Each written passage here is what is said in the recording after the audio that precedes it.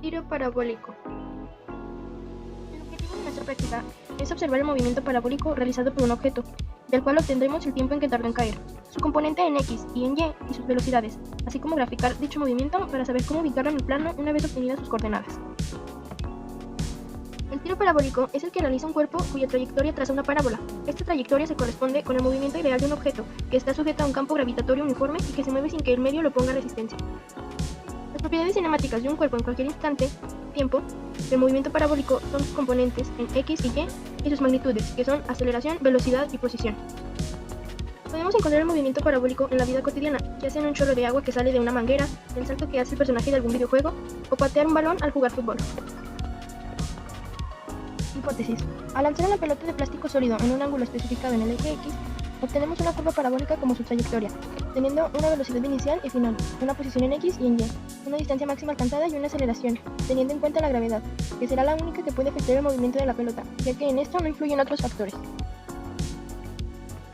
Para nuestra hipótesis tomamos como referencia lo aprendido anteriormente, desde vectores hasta los movimientos uniformes, debido a que tenemos un eje en X y un eje en Y, partiendo de que en MRU tenemos ejes de X y T de tiempo, y que, como su nombre lo dice, es un movimiento rectilíneo uniforme que recorre una distancia igual en el mismo intervalo de tiempo, teniendo así una velocidad constante.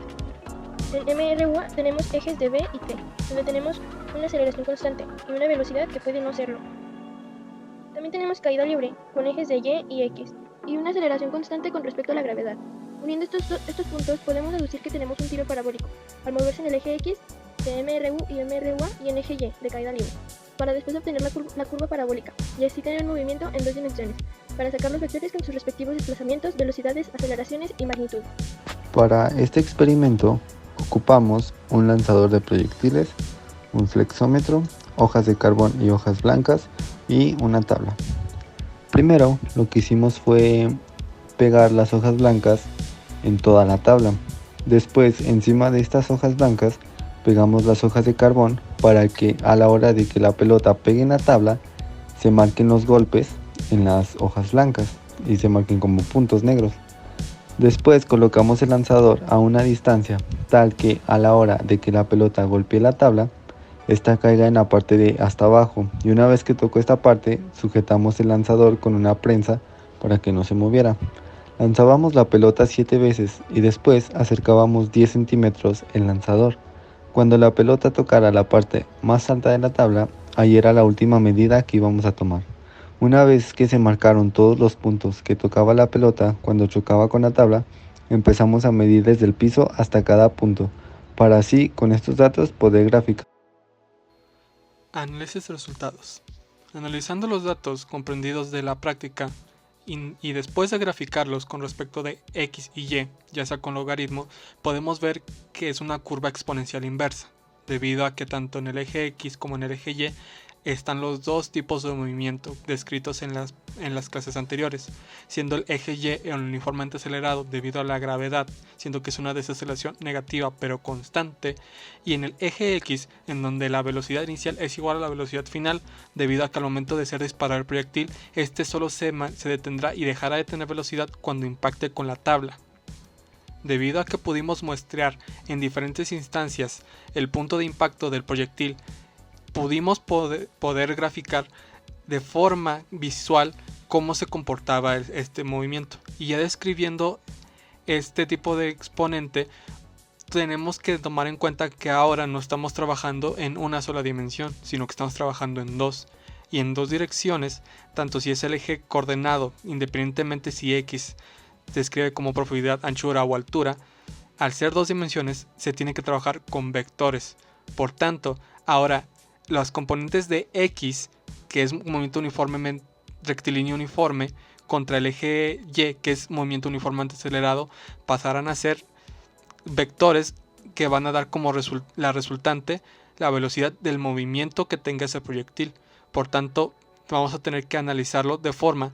que tenemos que tomar en cuenta la dirección y magnitud del vector resultante. Y para esto tendríamos que sacar tanto la velocidad inicial en el movimiento del eje X y Y,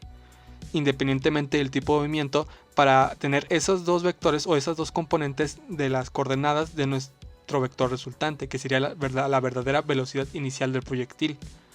En esta práctica, de forma conveniente, lo que hicimos es ajustar el ángulo del disparo a 0 grados. Así sabemos que la dirección del vector resultante tiene que ser 0, y esto nos va a ayudar mucho para poder simplificar el tipo de movimiento en un solo eje o en una sola componente,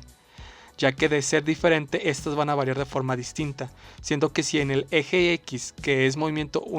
rectilíneo uniforme, hacemos un cambio en el ángulo, independientemente de que la velocidad describa que en un segundo va a tener que recorrer una distancia, debido a que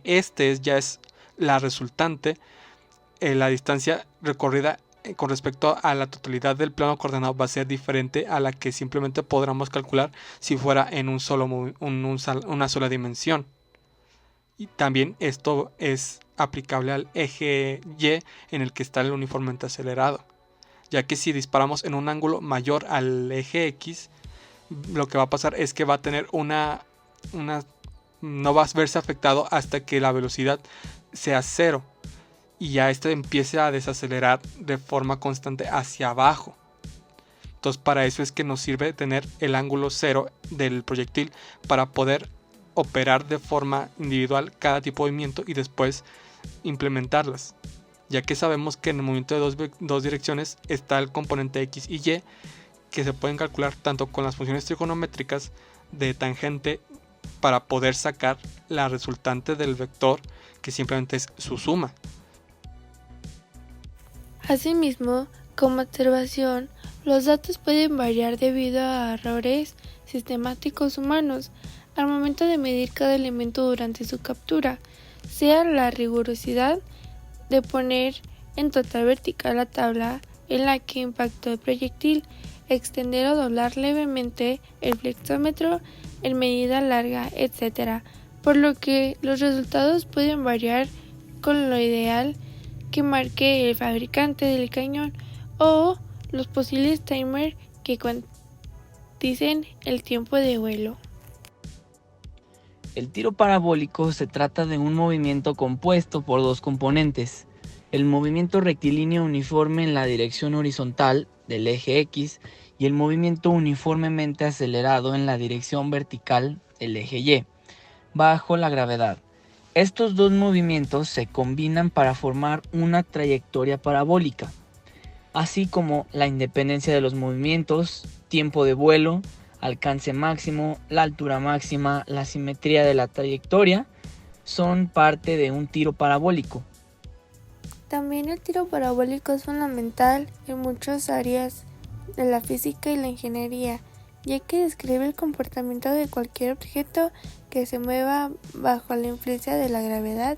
con una velocidad inicial en 2 dimensiones.